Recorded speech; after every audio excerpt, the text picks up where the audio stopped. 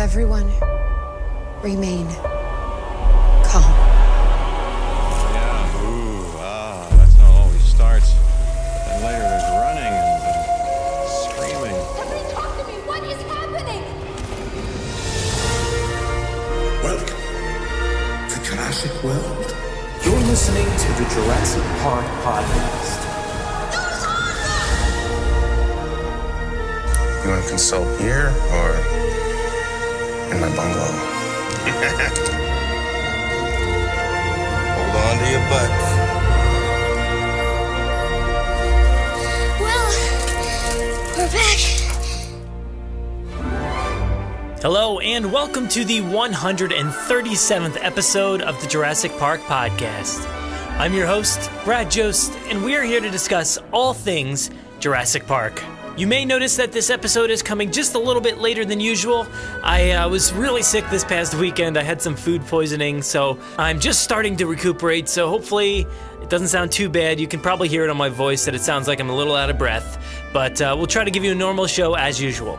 There was a bit of news this week regarding, gaming and how good the trailer did for Jurassic World Fallen Kingdom at the Super Bowl. That's my quick hit. I'm not going to go into them anymore in the news segment because, as I said, still not feeling too great here, so we'll stick with that for now. But to start off the episode, we're going to present episode 16 of Extinction Level Jurassic Park.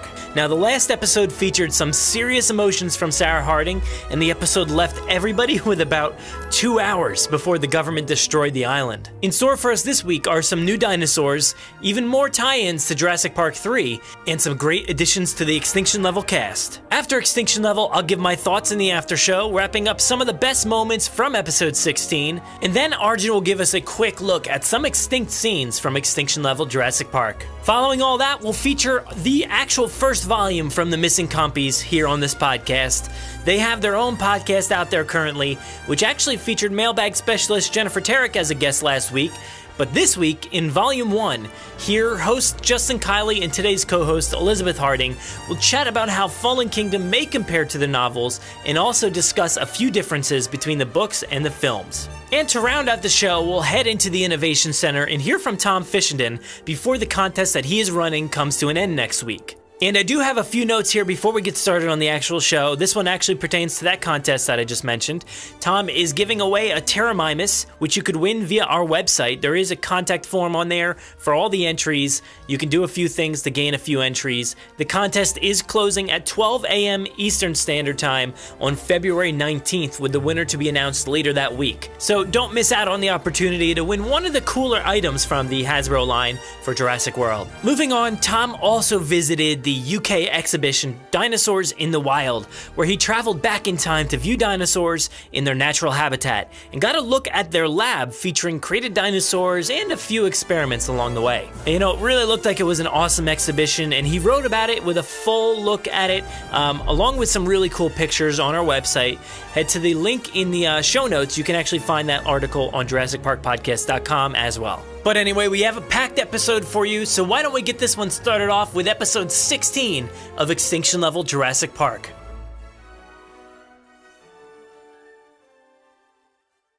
Previously on Extinction Level Jurassic Park. Henry, good to have you back. We found your stray guests. They were at the compound. Vic, get your team and go. First thing tomorrow. Tomorrow? Trust me, we have a better chance in the morning. Alright, daylight tomorrow morning. Sure thing. And take Murphy. The kid? Why? It's what I brought him here for. Henry, have you seen Raymond? We had a little incident. I need my pilot. There will be a supply ship early morning. That will be the backup plan. These dead carcasses can wash up anywhere. Alert our contact at the government. The quarantine on Isla Sorna is failing. These animals should all be destroyed. I'm not the right person to take over. Tim, what's going on? We spotted a few people on the island yesterday. Can I join you? I could use the distraction. Dr. Harding, these are the guys. Andy, Laura, Dennis, Bob, and Sydney. Hop on. We'll start at the old research facility. What is the ETA on that supply ship? They expect to be ready in 45 minutes. I will leave for the dock at once. Engine Control, this is the captain of the USS Carl Vinson speaking. You are to prepare for evacuation and will be placed under quarantine. The island will be destroyed. 2 hours. Inform your boss and make ready. Trust me, you do not want to be on that island when the airstrike hits. Episode 16. Encounter. On Isla Matanceros, Marty Gutierrez was saying his goodbyes at the edge of the village, not having slept much but grateful for the bed and breakfast so generously offered. He thanked Andrea and Gonzalo, who saw him off, while the helicopter was starting up behind him. Gracias por todo. Buena suerte. Gutierrez turned to get on the helicopter, when he hears the engine of the helicopter suddenly turning off.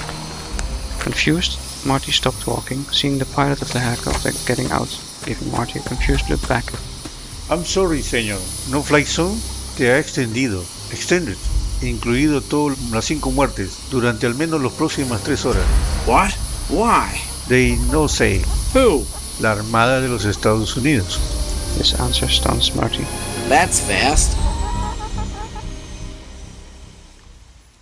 On Isla Sorna, the 3-engine Humvees stopped on the side of the road at the suggestion of Tim. To the left, they can see the old research center, a short distance away. A security team of 5 armed guards get out and look into the jungle, checking if all is secure. Then Vic Hoskins also gets out, signaling Sarah and Tim to follow him and his team. I think they ran that way, from the building. It would explain the hadrosaur herd stampede afterwards, because of the raptors following them.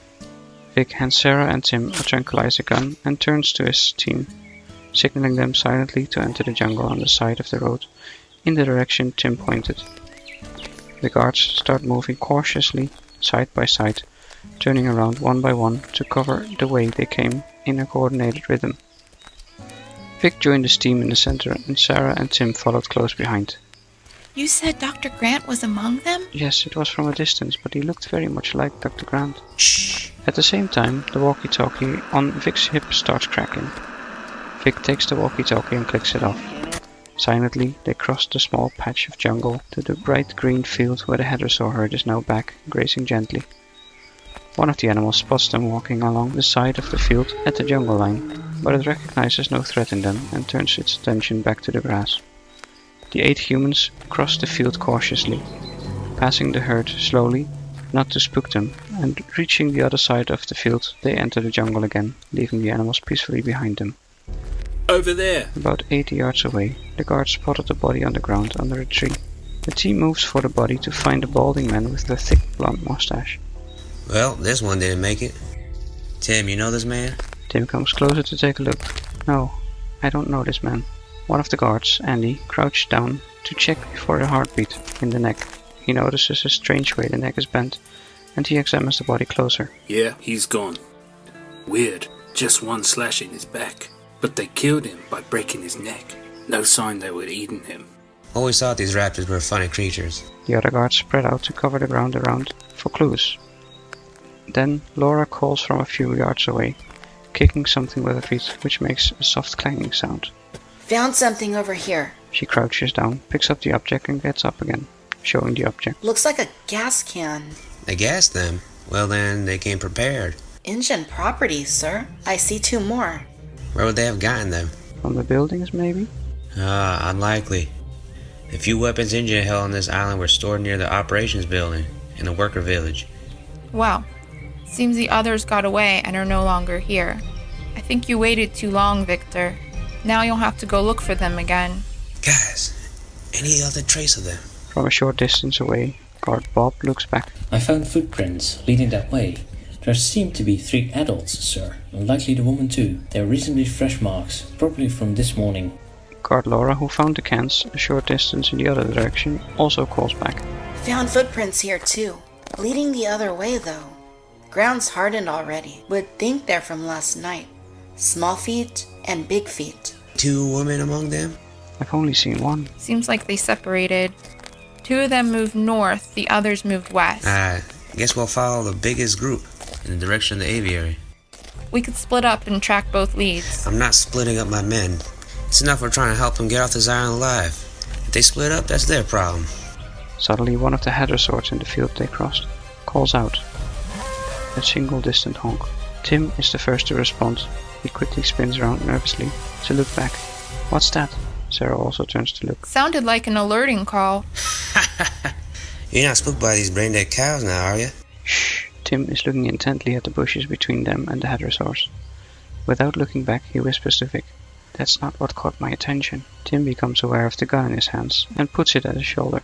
Aiming past Laura, who is standing closest to the bushes, she turns to look over her shoulder to see what Tim is aiming at, but sees nothing. What are you aiming at? Right behind her at waist height, the head of a 3 meters long Herrerasaurus appears, its head lowered, teeth bared, ready to attack. But confused by the other guards, it hesitates. Laura fumbles with the gun, twisting, and falls over backwards, looking up at the Herrerasaurus. The 4 other guards, from their spread positions, take to their weapon to take aim. Tim, already aiming, fires his gun, swishing the dart away. It hits target, high on the right side of the Herrerasaurus' neck. The dinosaur tries to scratch at it with its claws, but can't make the bend with its arms. It then tries with its other claw, bending over forward to reach the dart, throwing out the dart successfully. Just a moment too late for the dart to take effect, and it topples over. Dropping through its hind legs, it tumbles down on its left side, straight into dreamland.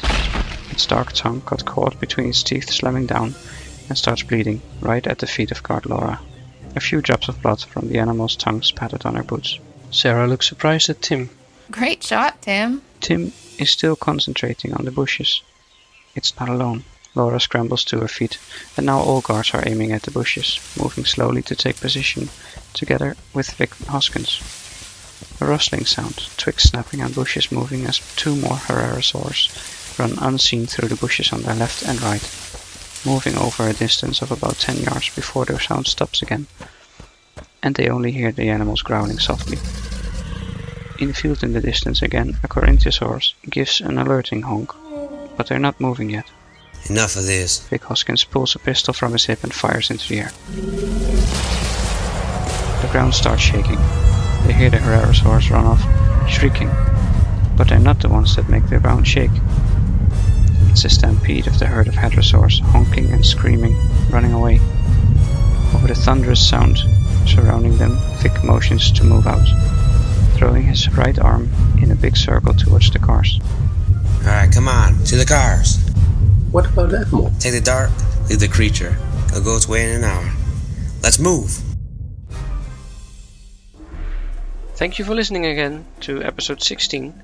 In this episode you heard James Hawkins as Marty Gutierrez, Hector Salazar Morales as Gutierrez's pilot, Jennifer Tarek as Sarah Harding, myself as Tim Murphy, Jaroslav Kosmina as Vic Hoskins, and introducing Jurassic Cast podcast Sam Phillips as guard Andy, Victoria's Cantina Victoria as guard Laura, community member Niels as guard Bob, and Bouke van der Schaaf as guard Dennis. And in this episode we heard a Jurassic World inspired fan-made soundtrack by Neon Media KJT or Kurt Tomlinson. You can find his work on the Jurassic Outpost forum. Until next time, and enjoy! Alright, so there was episode 16. That one was called Encounter.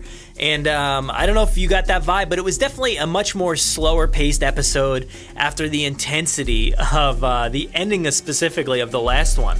You know, the last episode, where we at? 15, yeah. That one was really dramatic with all the Sarah Harding stuff. And then specifically the very ending with the Navy, you know, calling to Sorna and basically saying, hey, we're going to destroy this island in 2 hours. You better get out of here. That was really intense. I loved all the work at the end of that episode. And I think we kind of need a breather to set the pace before what I'm sure is going to be an, you know, super climactic ending here for Extinction Level. We got a lot of more episodes left, so it's not happening just yet. But this episode, like I said, was a little bit slower paced, which is good. But I felt like it was actually full of cool introductions to new voices, new dinosaurs, some really cool scenes, and also tie-ins to Jurassic Park 3. So it starts off on Isla Sorna with Gutierrez. He's kind of saying his goodbyes to whoever's on the island. The helicopter's starting up behind him, but it actually shuts off for some reason, and he was certainly kind of confused by that. But the pilot jumps out and says in Spanish a bunch of stuff, and I don't know Spanish, unfortunately, sorry. But to me, I got the gist that, like, he's trying to relay the message that the island of destruction was coming soon. That's kind of what I thought I heard there. And then it kind of, you know, from there it kind of flips back to Sorna with Vic Hoskins' team. They went out into the jungle again, and they brought Tim and Sarah this time. So apparently they're out near the old research center. And there's several other guards there with them. And I guess they're kind of just, staking out the area, seeing what's going on. And they're kind of walking slowly through the fields and the jungles. One interesting note I saw was that Vic Hoskins' walkie goes off, and I was like, "What, man? What's happening there?" I feel like something was being said there, probably something important about maybe the destruction of the island. But he's like, forget it. I'm turning this off. Ignores it because he's on like a mission. I guess he doesn't want to give his position away or anything like that as well. So yeah, he shuts the thing off. But they pass through a herd of hadrosaurs, no threat there, enter the jungle again. And from there, they actually tie in here again to Jurassic Park 3, and they find the body of a man with a mustache. Tim doesn't know who this guy is. His neck is bent, there's a slash in his back, and I'm pretty certain we can conclude that this is Udesky. In Jurassic Park 3, they were kind of outrunning the raptors, and they ended up in the trees. But Udesky wasn't there. He didn't end up in the trees, and they just kind of slash his back and just leave him there. And he's a trap essentially for the people that are up in the trees. And the raptors are that smart that they're like, well, we'll just injure this guy so he can't move per se. But maybe the people up in the trees will come down. Then we're gonna have a nice dinner. But they didn't fall for it. Luckily, they knew better than to go down there. And that's how this guy's neck is bent or snapped, is the raptors are like, all right, this is enough of this. I'm just going to snap his neck and get out of here. They also find, a gas canister from InGen Properties, confused as to where that came from. We're not so confused because we know that Eric Kirby has this, stockpile of stuff in that container truck. And so that's probably what that's from. But at that moment, they also spot two sets of tracks. So they split up, but they actually decide to stick with the bigger group of tracks that seems to head towards the aviary. At that point, I guess they're noticing that something is in the bushes. A Herrerasaurus appears, hesitates to bite one of the new members here of Vic Hoskins' team, Laura. It all seemed pretty chaotic. I think she fell down, but Tim tranks the thing. It eventually passes out, bites its own tongue, splashing blood on Laura's boots. Now, I was like, that was another thing. I felt like, what's going on there? Is there anything that's going to come back from that? I probably not, but I thought it was like a nice touch. The thing bites its own tongue and the blood splashes out onto her boots. It was interesting. But I think they saw also two more Herrerasauruses, and they tried to run off, and they go to try to find them, and eventually Vic is like, enough of this, and he shoots his handgun up in the air, I guess to scare the dinosaurs off, but also scares the herd of hadrosaurs as well. At that point, I guess the team runs back to the cars, and that rounded out the episode there. So I feel like it's kind of leaving these points for the next part of the story pretty well, where we're going to go from there. And also, there was some really great work here from new members of the Extinction Level team here. We had Sam Phillips from Jurassic Cast Podcast, Victoria from Victoria's Cantina, Neelis, who is at Neelis1983 on Twitter. And I love how wide this series is branching out within the fandom. Arjan is able to build such a wide net of people in this community to participate in this segment. It's so awesome. And he's doing an amazing job assembling this, putting the project together, and creating a place where literally everybody from the Jurassic community can come together, participate. It's bigger than any podcast or video or anything out there. There are so many members from the community in this one piece of work, this audio drama that Arjan has put together. I think it's a great thing, and I can't wait to see it expanded even more. We've got a bunch of episodes coming up that we're going to air here first. Arjan is putting these all out on his YouTube, so definitely go there. It's something that I am really excited to hear all together. As a, I don't know how long it is, hour and a half, I'm not sure, but it'll be great to hear it all come together as one piece of work at the end. So yeah, that was episode 16. Stay tuned for another 2 weeks. We'll have episode 17 of Extinction Level Jurassic Park. Oh, I'm losing my voice.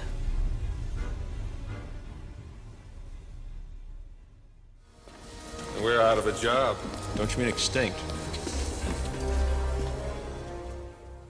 Extinct scenes, or scenes that didn't make the cut into Extinction Level. In my original 2013 fan screenplay, the first, Tim, then already a soldier, yet still troubled by his experience in Jurassic Park, had his nightmare in a car, standing, waiting on the side of the road, Instead of at his college, the T-Rex came walking through the streets in Afghanistan, where he was stationed. Returning home, he was welcomed by his mother, Hammond's daughter, Lex, and his grandfather, the then 90-year-old John Hammond, who had himself started the expedition to Sorna to investigate the disease. He wanted Tim to conquer his fears and be his eyes and ears on a mission on Isla Nublar, while John Hammond would stay on Sorna. Tim's mission would be the main story of the second screenplay. Due to the death of John Hammond described on Masrani Global having taken place in 1998, to fit the canon with this in mind, John Hammond would never set foot again on the islands. Some of his parts transferred to other characters, like inviting Tim, now done by Sama Masrani. Of course, Hoskins wasn't part of the old screenplays, but his role was filled by a military man by the name of Manston. As heard on this episode of Extinction Level, episode 16, Herrerasaurus would have their place on Tim's storyline on Nublar, though they would not actually feature. According to the original Jurassic Park brochure, Herrerasaurus had a paddock on Isla Nublar. In the second screenplay, the team on which Tim was placed would walk past this paddock, seeing the familiar identification sign. Tim, as the dinosaur specialist, had to explain what these Herrerasaurs were. Tim described them as waist-high small carnivores. This didn't really make the soldiers nervous. Continuing their mission, they walked through a tunnel, like we see in the Jurassic Park movie, where the touring cars had come through it to arrive at the T-Rex paddock. I imagine these tunnels were filled with artwork, like we see inside the operations building on Sorna in the Lost World, but then foretelling a bit of which dinosaur they could expect, like art of the Herrerasaurus at the Herrerasaurus paddock. The team enters the tunnel with Humvees and soldiers on foot. In the dark, they shine their flashlight on the walls, enjoying the artwork, until the team halts. The leaders ran into a nesting site, small carnivorous dinosaurs, and of course, the leaders think they found the Herrerasaurus nesting site. No adults, but they don't fear the Herrerasaurus on what Tim had described. Then someone mentions to Tim, who is waiting with him more to the back of the group, that the depicted dinosaurs in the art look much bigger, based on some details in the artwork, than what Tim had described about the Herrerasaurus. To this, Tim replies that this is indeed not Herrerasaurus, but more likely to be Allosaurus, at which time the adults return in the dark tunnel and chaos takes over, scattering the team on the island. Listen. Compys! I read your book. So? I got turned around here! What's on you? Is this a bed or something? Yeah. Did you read Malcolm's book? You don't want to know. And I appreciate that. And then my teacher told me about this other book by a guy named Becker, and he's... Oh, it's great. Mommy! Daddy, you've got to come see this! I found something! Where are you? When he and Jen cleared out, they left a lot of stuff behind. Dessert? Sure. This is T-Rex P. I read both of your books. Well, that's two things that we have in common.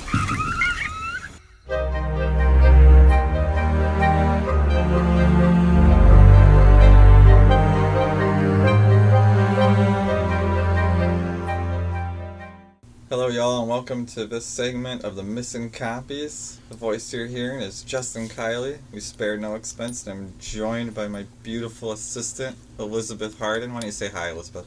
Hi, Elizabeth Harding. Oh, I'm sorry, I called you Elizabeth. She likes Liz better. Let's go with Liz. How you doing, Liz? I'm fantastic. How are you doing? I'm good. So how excited are you about the Fallen Kingdom trailer, Liz? I'm super psyched. Looks like there's going to be some throwbacks to even the original movie, with the Ford Explorer upside down, maybe some more of the old visitor center, I'm hoping. Should be a good time. Yes, it should.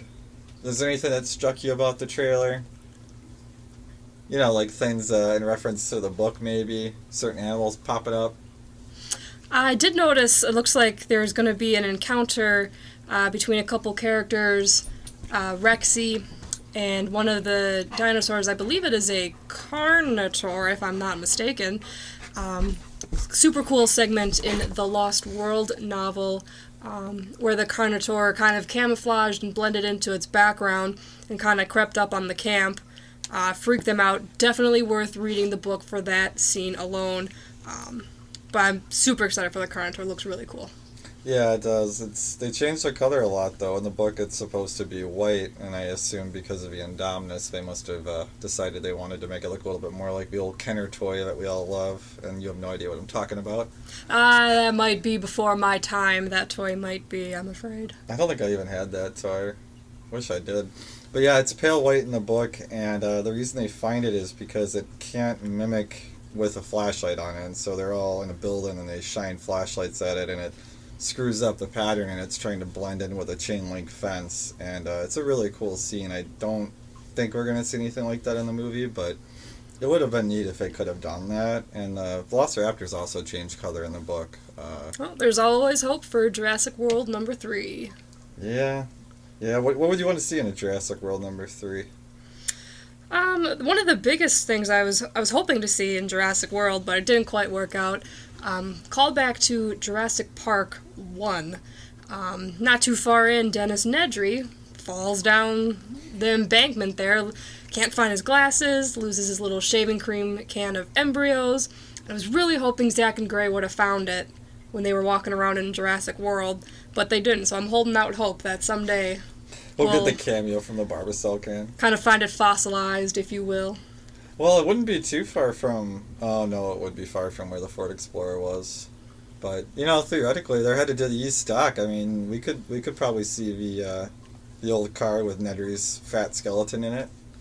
Well, Mr. Kiley, skeletons aren't really fat themselves, but I see where you're going. Well, whatever. Big boned, then. I don't know. Big boned, full-figured. Not that there's anything wrong with that. Well, speaking of Fallen Kingdom, one of the things I wanted to talk about is something I've been noticing a lot in the Jurassic Park community and certainly online, and that is some of the criticisms that they're kind of throwing towards that trailer. And as somebody that loves the books and has read the first book, I think, once a year the last 20 years, there's something in that book that I think a lot of people aren't really thinking about, which is the criticism is if they could make dinosaurs, and why bother saving them? Because they can just make more. There's no reason to save these dinosaurs when you can just clone more dinosaurs. You get where I'm going with that, Liz? I do. Interesting thought. Here's the thing. The whole idea behind, or one of the ideas behind the book, and definitely something that Malcolm, I think, is maybe going to bring up in this movie, is that it's not the fact that these animals can be cloned again. It's that we clone them, humans cloned them in the first place. And it's the question of what is our responsibility. They are our creations. It's not that we can't make more, it's that we created these in the first place and then we're just going to leave them to die. I mean, it's an argument that's been in all the films to varying degrees. From, I think Malcolm kind of says something about that in the first one, but I mean the second one, Ludlow had that whole quote about, we own them, they're patented, and we can do what we want with them. And then in Jurassic World, Hoskins says that extinct animals have no rights. Yes. So it's just another variation on that argument, and nobody is bringing it up. So it's really frustrating because it's not about why we would save, why we wouldn't just leave them to die. It's an ethical question. It's once you make these animals, what responsibilities do you have to them? Yeah, I don't know. It'll be curious. I'm kind of hoping Malcolm will comment on that in some regard. It'd be interesting to hear his philosophy on that, I guess, if you will. Yeah, you think Malcolm is going to be pro-dinosaur saving or pro-volcano wiping them out? I feel like he's, as I think about it, I really don't know. Because on the one hand, I think he's going to try to hold everybody accountable who was involved. However, with his whole kick on natural selection, I don't know if he's going to have this natural event of a volcano kind of do what nature does. And so, I don't know. See, and that goes back to my whole thing, because I don't know. I think if you look at it from the standpoint of we created them, it is our responsibility to try and save them. And I think Malcolm could argue, I think he could argue for that. I mean, in the book, he's a little bit different of a character and a little bit smarter than movie Malcolm. I mean, movie Malcolm is witty, but I don't know how smart that Malcolm is. The book Malcolm, he definitely has a lot more to say about nature and about mankind and about all of our assumptions, I guess you'd say. I mean, there's a lot there, but yeah, I'll be curious to see what he does with that and what the film does with that idea. So, Liz, what are some of the differences you remember from the novels to the films, any of the films? Probably starting out right away, book 1, you have the introduction of a couple characters who had encounters, I guess you could say, with some dinosaurs before we even get to our main characters, John Hamm and Dr. Grant. Starting off with the employee who in the book is allegedly attacked by, what was it, an excavator? He's supposedly run over by it's a construction accident. I believe it was a backhoe ran him over and was supposedly dragging him, which is why he has cuts. So you have that difference between the book, alleged construction accident, where up until that point in the novel, as the reader, you're not 100% sure what really happened, versus in the movie, you see it happen, it's front and center, and there's no question in the movie it was the dinosaurs doing that led to his demise. There's also in the first book, shortly after that description with the employee, you have a little girl with her family on an island. They're kind of enjoying the day, gonna have lunch, and the girl kind of goes gallivanting around the island. She's on some school project, I think it is, right?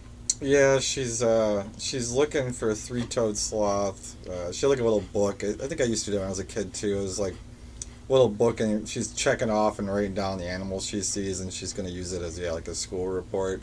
And so she's doing her thing, and then she comes up, hears some noises, fast forward a little bit to take her to the doctor. Well, it must have been a lizard of some sort. I've seen this before, it's just a lizard bite.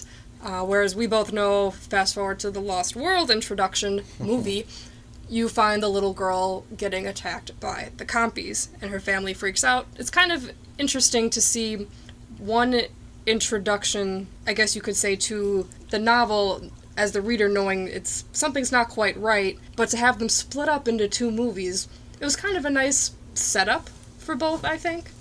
Especially with the Lost World getting introduced to the Compys, knowing that they're still there. Different islands, though. But that's the thing. How did they get there?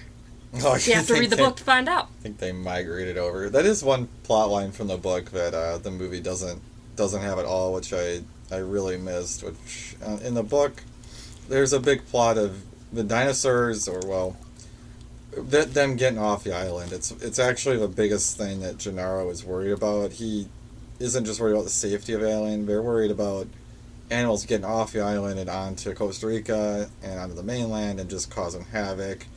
And, I mean, they do get off. There's the Compys, or Proconsognathus, right at the start of the book. We don't know what they are, but later on you find out that what the little girl got attacked by were these Compys, and in the book they're poisonous. She actually almost dies.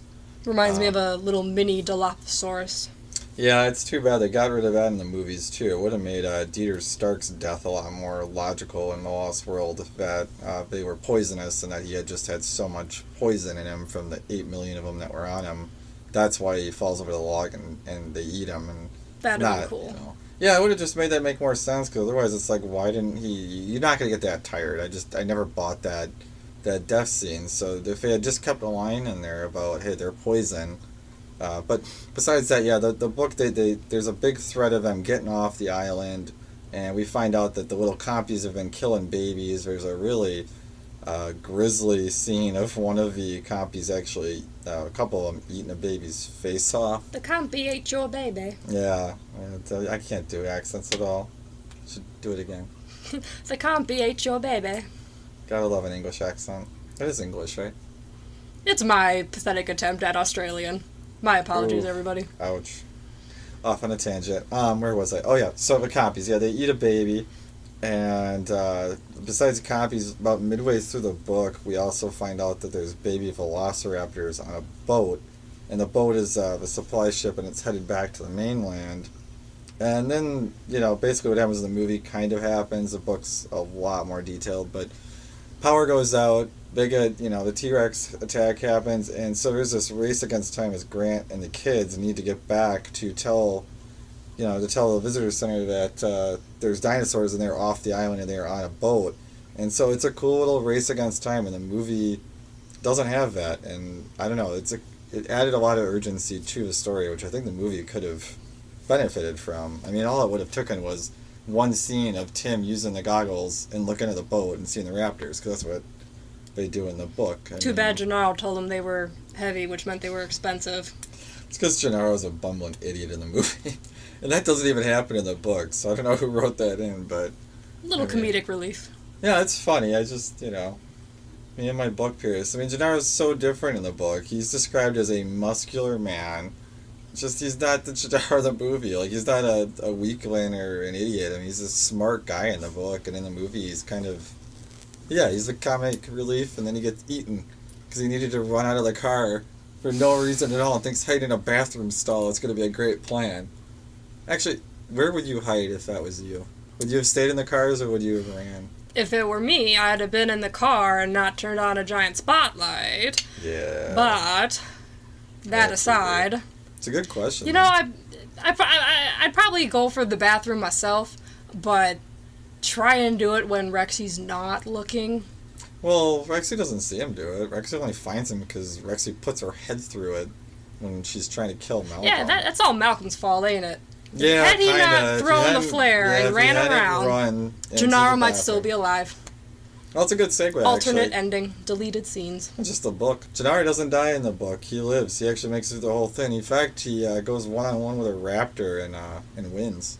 The character that gets killed by the Rex is a character named Ed Regis, and he was the inspiration for the movie Gennaro. Most of his lines were given to Gennaro. His cowardness was given to Gennaro. In the book, Ed Regis opens the door and runs, just like in the movie, except it's Ed Regis, not Gennaro. But he runs down a hill, then falls down a hill, and he ends up wedging himself between a couple of rocks while the whole attack happens.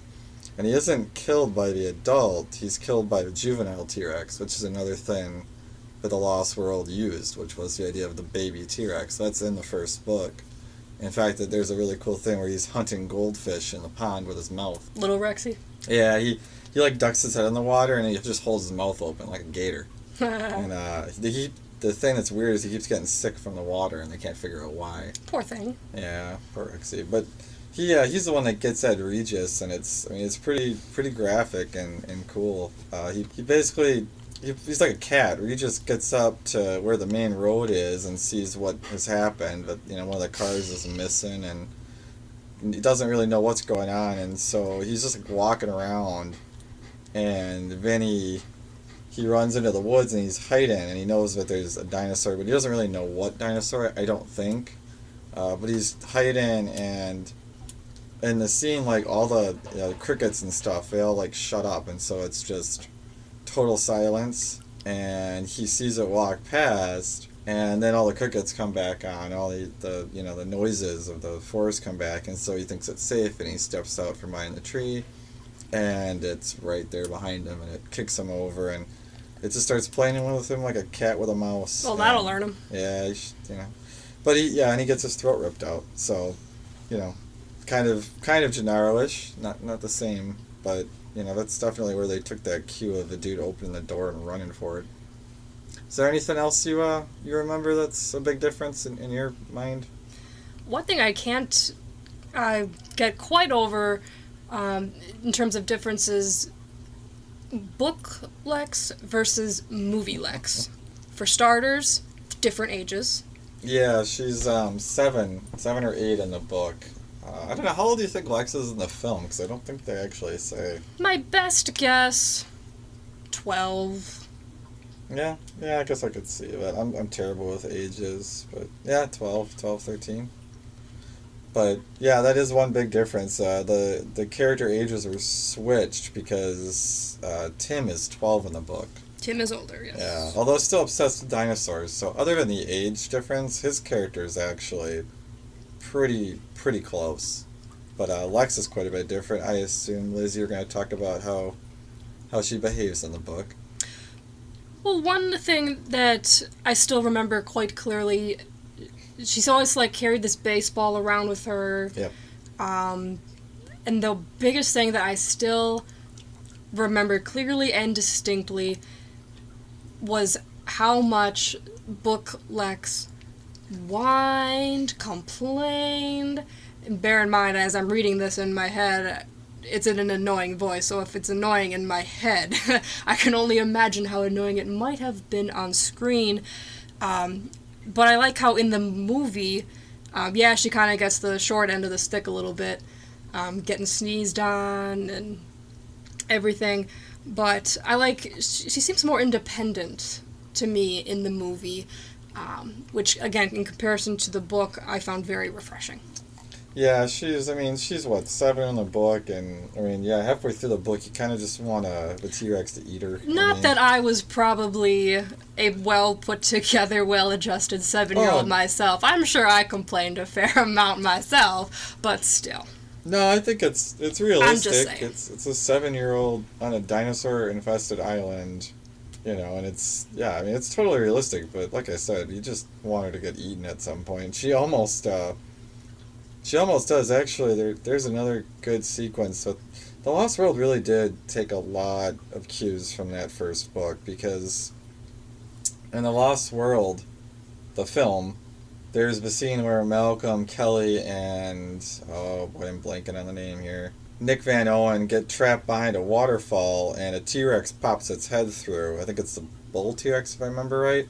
And it, sticks its tongue out. Oh, and there's the Robert Barker character. I forget what his movie name is, but he was inspired by Robert Barker. And, he gets eaten, and the T-Rex rips him out and lifts him up and then bites him, and the waterfall turns red. It's a cool sequence. It is taken right out of the first book, though, because in the novel Jurassic Park, it's Lex and Tim and Grant who are behind a waterfall where Rexy puts her head through, and Grant finds, it's a maintenance... Basically, the river's a man-made river, and behind the waterfall there's a maintenance door, and Grant goes behind it and then gets locked behind it. So he's back there in the pitch black, and that's when Rexy decides to try to eat Lex and Tim. And actually, I believe she gets her tongue wrapped around, I want to say Lex, and dragged out of that waterfall. And the only reason she doesn't get eaten is because Muldoon put a tranquilizer dart into Rexy, and so she basically finally falls asleep in the waterfall. And I think Lex says, "I hope you drown." So it's an interesting scene that, again, they decided to remix and use in The Lost World, and I don't think it makes as much sense in The Lost World, but it was nice to see that scene as a book fan. I don't know. For sure. What else you got, Liz? There's got to be something else that you got in your notes there. One, I guess it's a difference in that it's not in the movie that I wish was. Periodically throughout the first Jurassic Park novel, Michael Crichton kind of puts in to the book what could be considered a screenshot, if you will, regarding the number of dinosaurs that are they recording, almost like an inventory almost. But there's not really mention of that in the movie. Had there been, they probably would have known, and had it been working correctly, they probably would have known already that dinosaurs were breeding on account of life found away. And I wish they would have put that in the movie. I thought it was really interesting in the novel to kind of get that sneak peek or look back to the number of dinosaurs and how it fluctuates. Yeah, that goes back to the whole...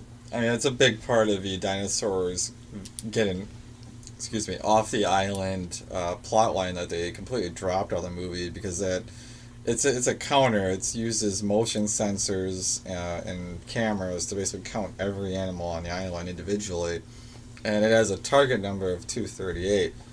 And Michael Crichton, one of the things that he did in the book that, again, I don't think the movie really touched on, was this idea of your assumptions being your downfall.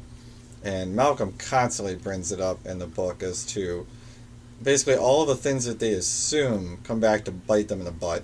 And one of the things that they assume is that there can't possibly be a dinosaur off the island because of his system of always tracking the number. If you know exactly what the number is, you can't possibly be missing one, because it's 238 and never goes below 238.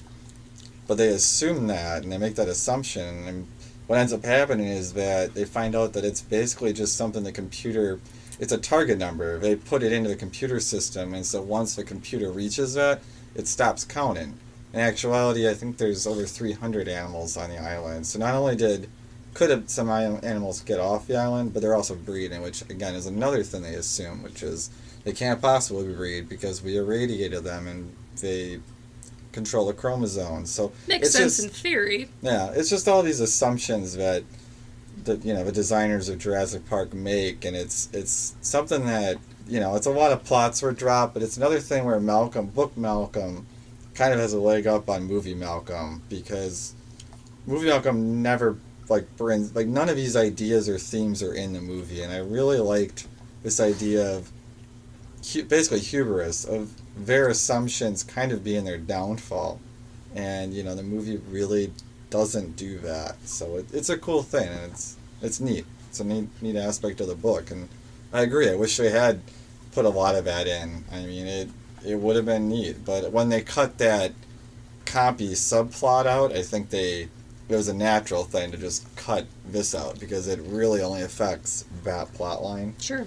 And they barely kept the sex change thing. In the movie, that doesn't really matter. There's no ramifications for it. It's almost a plot line they could have cut out. It wouldn't change the movie at all. The only thing it does in the movie is, of course, Malcolm's famous life finds a way. Life finds a way to breathe. So other than that connection, it has no plot bearing at all. Whereas in the book, it has much more serious implications. So always something that the movie kind of surprised me as far as keeping it and getting rid of the rest. But I didn't direct the movie or write it. Sure. And it's a great movie, so by all means, it was I guess a good choice. All right, Liz. Well, if you don't have anything else, I guess I'll let you take it away. No, I think that will do it for this segment of the Missing Compys. Big thank you to Brad Jost for allowing us this time on the Jurassic Park Podcast. If you had any questions or items that you wanted us to discuss, please feel free to shoot us an email, themissingcompys@hotmail.com. See show notes for details.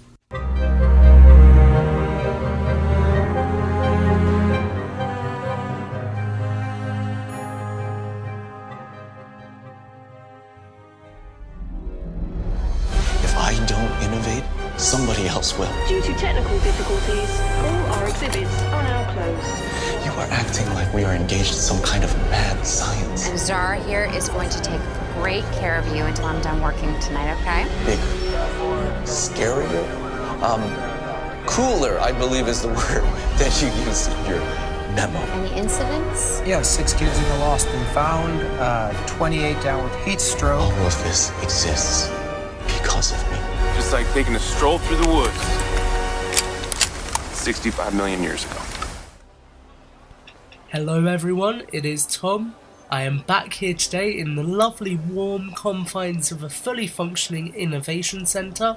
We've got everything fixed up, we're back up to speed, and I'm lovely and warm here inside despite the fact that the weather today on Nublar is a little bit on the stormy side. So I'm here today with a little bit of a quick update to just remind you guys that you still have time to get your entries into our Jurassic giveaway. If you visit our website, Jurassic Park Podcast, you'll be able to see the giveaway post for the Hasbro Terra Mimus. This is a really cool hybrid. I've said in the past, the colour scheme reminds me a bit of the dragons that we see in Avatar, and I don't know, I think somebody's going to really like it, hopefully.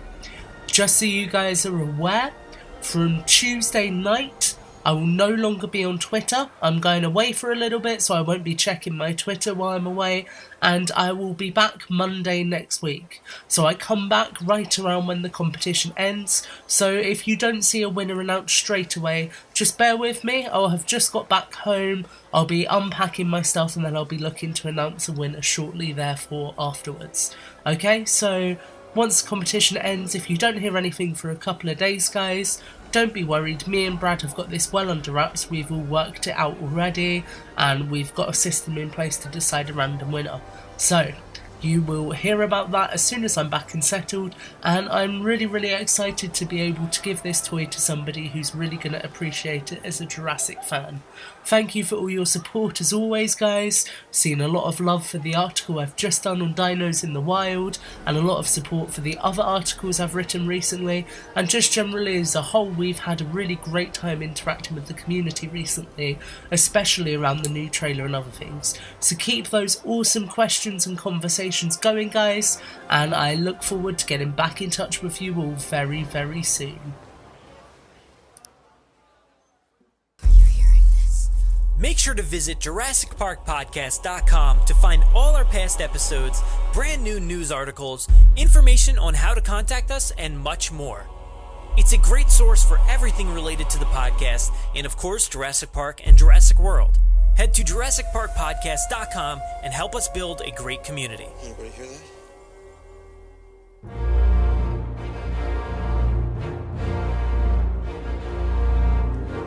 Thanks for listening to episode 137 of the Jurassic Park Podcast. Man, I'm losing it.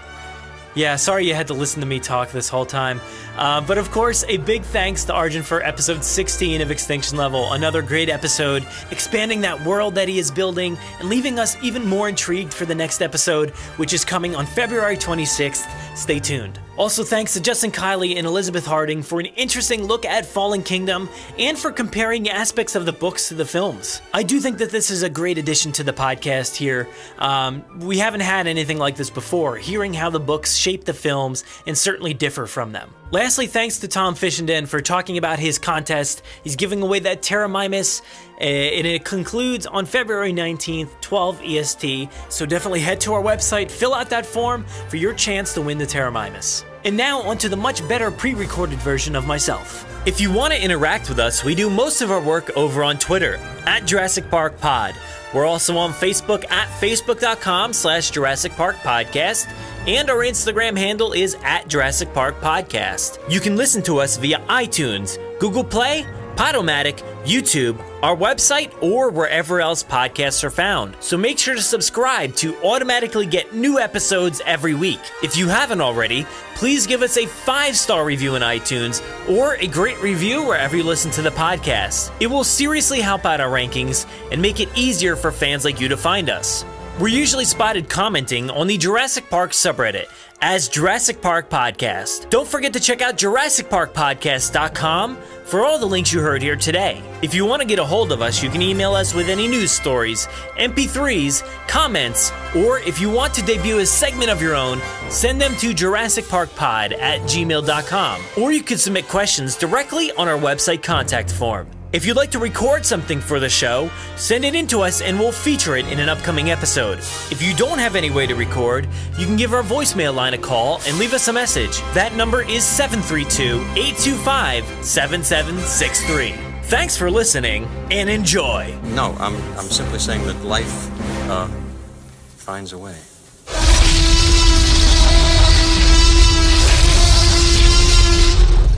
5 minutes. Drop what you're doing and leave now.